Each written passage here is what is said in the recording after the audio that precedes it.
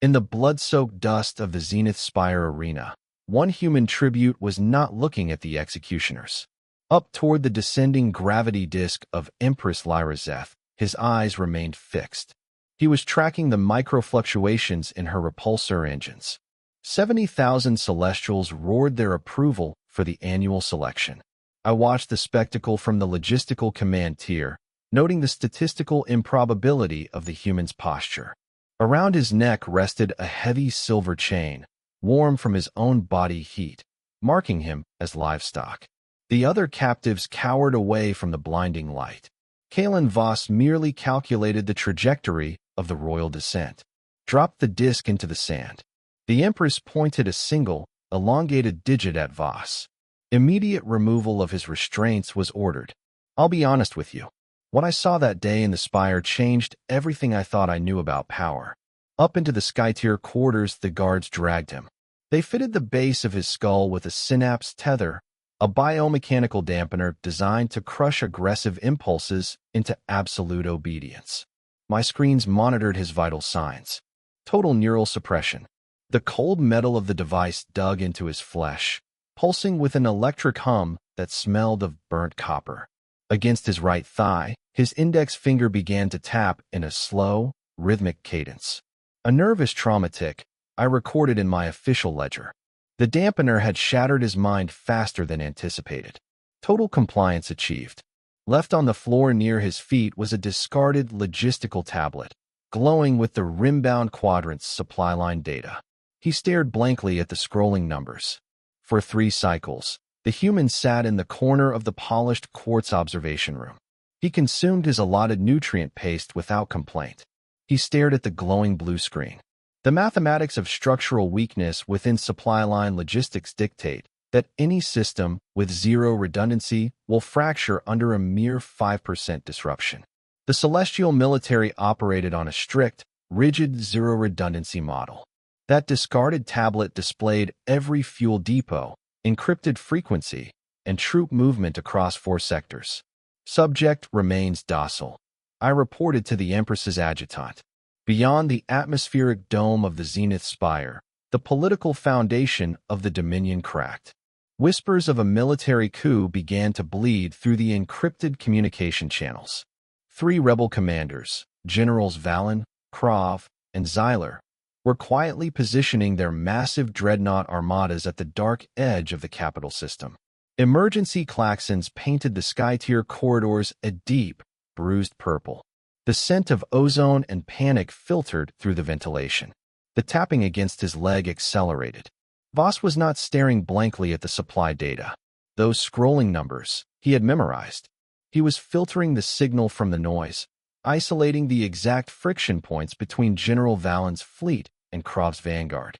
The synapse tether glowed red against his neck. He didn't even flinch. Summoned the High Council to the war room. Panic dissolved their usual analytical arrogance. As a logistics overseer, my presence was required at the tactical map. To my absolute horror, the Empress ordered the human brought along. A broken slave, chained by a neural tether, dragged into the heart of a collapsing empire. I adjusted my data slate, certain his presence would be our final, fatal miscalculation. Around the Obsidian Council table, Loyalist commanders shouted over holographic fleet deployments. 3 standard hours remained before General Valen's dreadnoughts breached the capital's defense grid. Zyler's vanguard flanked him. Vastly outnumbered were our defensive squadrons. The zero-redundancy model guaranteed the capital's fall by dusk. In the shadowed corner, an attendant poured water into a copper basin. A soft, steady splash. Your left flank is mathematically dead. The tonal human voice sliced through the alien panic. Silence slammed into the room. I turned, expecting a guard to strike the slave. Voss had simply leaned forward, his eyes fixed on the projection. The rhythmic tapping of his finger against his thigh had stopped. My ledgers were completely wrong. By the synapse tether, he had not been broken. Aggression, he had never felt. He had only felt equations. The discarded data was a blueprint. To the supreme commander of our loyalist forces, the chained human offered a casual critique. Valen's supply lines are overextended by 12%. while Krav is hoarding plasma reserves at Sector 4. They don't trust each other. You have a logic gap. He pointed a chained hand toward a blinking red node. Give me a direct line to Krav's encrypted frequency. That request, no sane captive would make. Yet the Empress gestured. A communication terminal was pushed toward the human.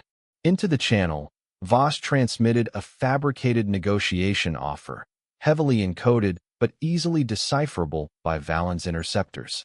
He promised Krav the Imperial throne in exchange for Valen's coordinates. It was a signal disguised as noise. Across the dark void of space, the transmission was intercepted. Aboard Valen's flagship, a young subcommander named Kale is left mandible heavily scarred from previous border skirmishes, stared at the decoded betrayal. Over the main transmit key, his hand visibly trembled. Sweat beaded on his brow. He relayed the fabricated treason to his paranoid general. Fired immediately were the rebel cannons. Not at the capital, but at each other. Valen redirected his fleet to intercept his supposed ally. Fractured instantly, the military coup dissolved into a paranoid crossfire of plasma artillery.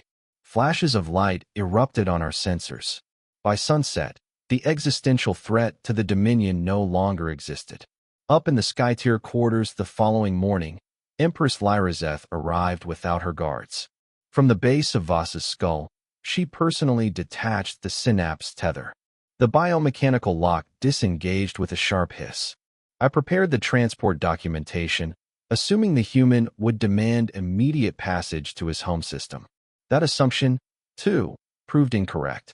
Voss rubbed his bruised neck, looking not at the open door, but at the sprawling tactical map of the tribute system. A formal request for the status of Royal Analytical Advisor was made. He did not want to run. He intended to dismantle the imperial hierarchy from the inside out. Back to his desk he turned. The Empress departed without a word. Left behind on the polished quartz was the heavy silver chain.